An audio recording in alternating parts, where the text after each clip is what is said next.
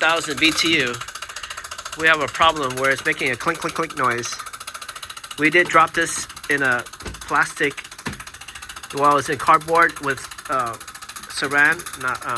Anyways, we dropped it in back of a minivan just to the ground. And so, when we first ran, it didn't make this noise, but now it's getting worse. Oh no.